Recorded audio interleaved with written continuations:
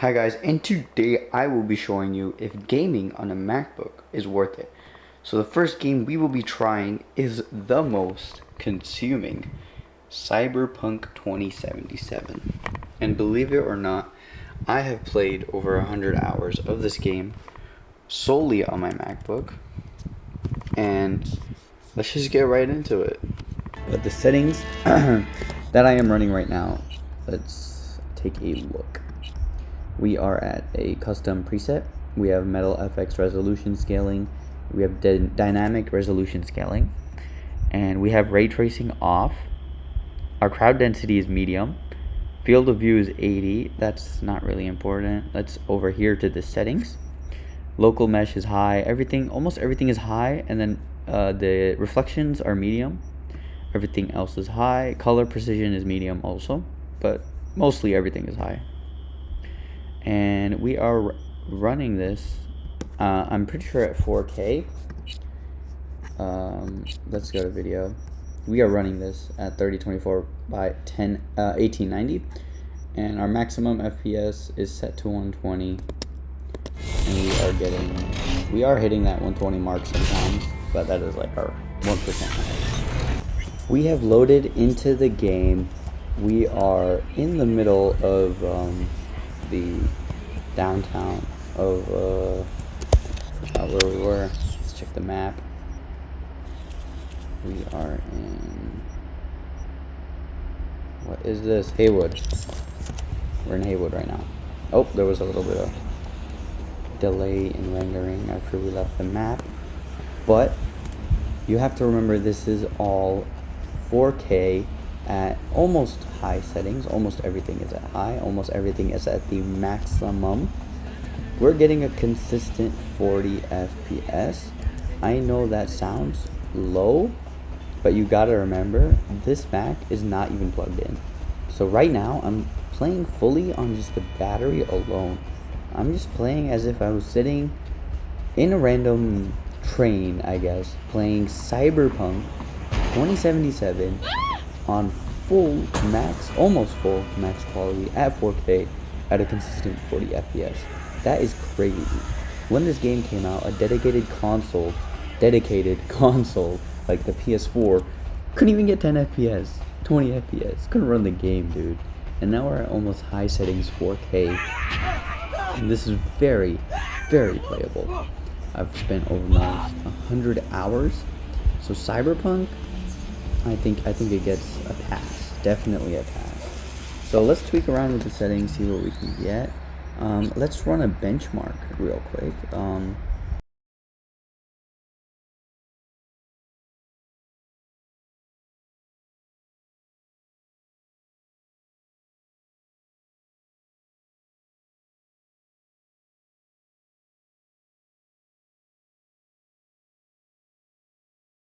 Here are the results of the benchmark.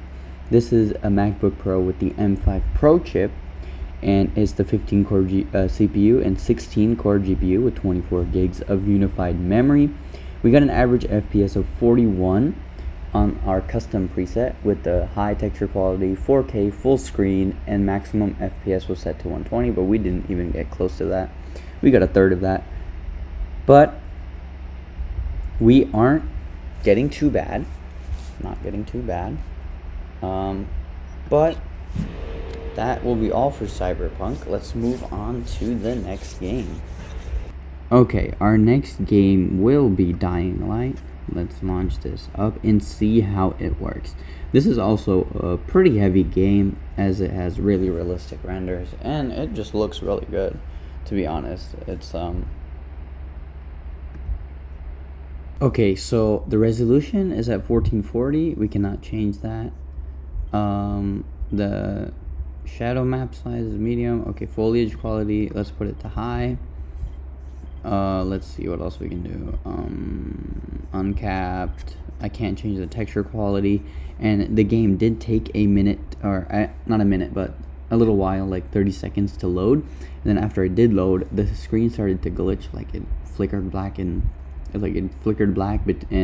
in between the what's it called, the normal like frame. So it was pretty weird loading in. but I mean, it is working now, and the issue is the frame count is not showing. I don't know why, but it is extremely smooth, so I can comfortably say that we're getting about the maximum FPS that my display can show, which is I think almost. 120 hertz, the liquid retina display. I don't know why the game looks like this. I'm not gonna lie, it looks kind of weird and worse than the last time I remember playing this game. Probably because it is running at a lower resolution at 1440, but definitely playable. Might not look the best, and the compatibility with Mac isn't the greatest. It doesn't look like they put much effort into it. They just did the bare minimum and released it on Mac just for the sake of releasing it. But it does not, it's playable, definitely playable, really smooth, way smoother than Cyberpunk. This is getting at least over 60 FPS. I can comfortably say it's getting over 60 FPS. And that game's fine, but not too happy with it. Let's move on to the next game. So the next game we will be playing is Stray. We did Cyberpunk, which was, I guess, an 8 out of 10, considering the high settings that we chose. And Dying Light barely worked. I'm not gonna lie. It's probably a 5 out of 10 at most. And now we're going to be trying Stray, and we are getting like 300 FPS on the highs. And let's just go with Midtown.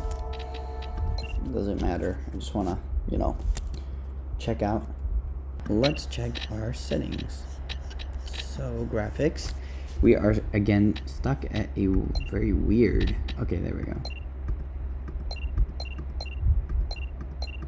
I'm pretty sure I had to do the same thing for Dying Light. I had to choose, okay. And then scaling, okay, built in, sure. Uncapped, VSync, sure. Okay, let's put all these to high.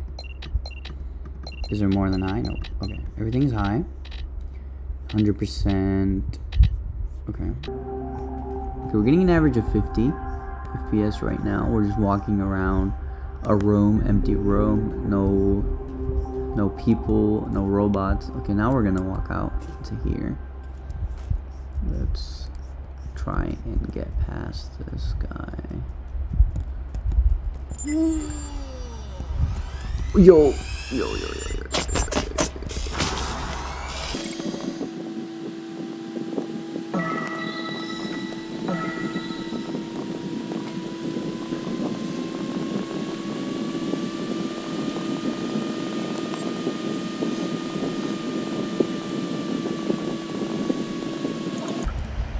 Okay, yo, I was so locked in on that part. I was just trying to get out of there so I can actually test the game and see how it renders complex scenes.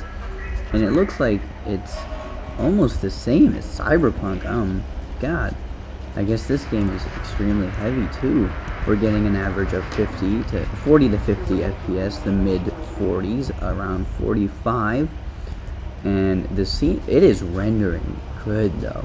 And what I like is that it is smooth now. I did notice some stuttering at the start when we first loaded in, and a little bit after that. I would say like maybe a minute of gameplay was a little bit sketchy, but it looks like after walking around a bit, rendering the scene in, the lighting is on point. Everything is in place and not glitching. Everyone looks like they're loaded in, doing their own thing.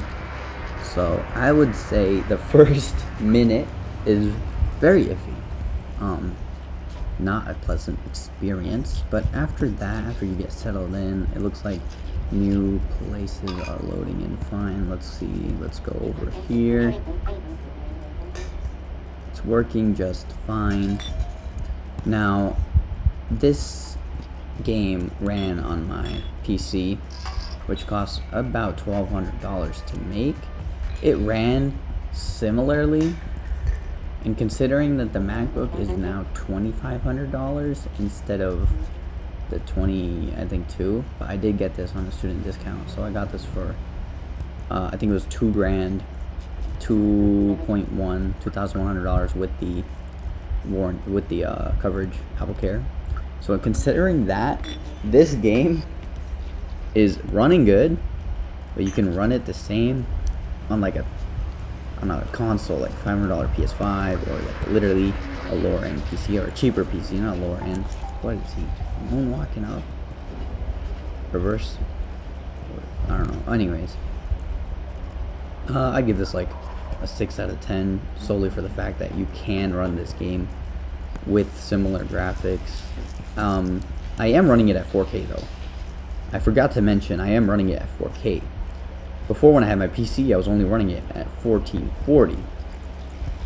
And that is a huge leap, as it is exponential. So, given that fact into consideration, and the price difference also, I would stick to a 6 out of 10, because it is just not what I expected. I was expecting consistent 60 to 80 at least. Like 60 should be the minimum for like a game like this. I mean, it is a pretty heavy game, don't get me wrong, but it's not like you're rendering a huge map. It's just like a tiny place. So I mean, there are a lot of lighting things, but I don't know, I'm kind of disappointed on this game, so I give it a 6 out of 10. Give your thoughts in the comments.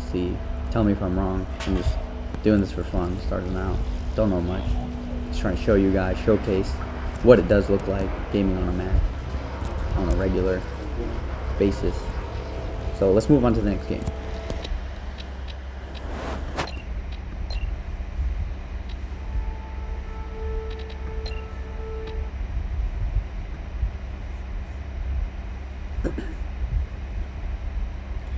Okay, so we tried Cyberpunk, we tried Dying Light, we tried Stray, Hollow Knight, and Silksong. All these games, they run like smooth, bro. You get like enough FPS to play comfortably. More than enough FPS, don't worry. I want to get to the fun part, which is playing Windows games on a Mac. Oh. Guys, I can't afford it. Uh-oh.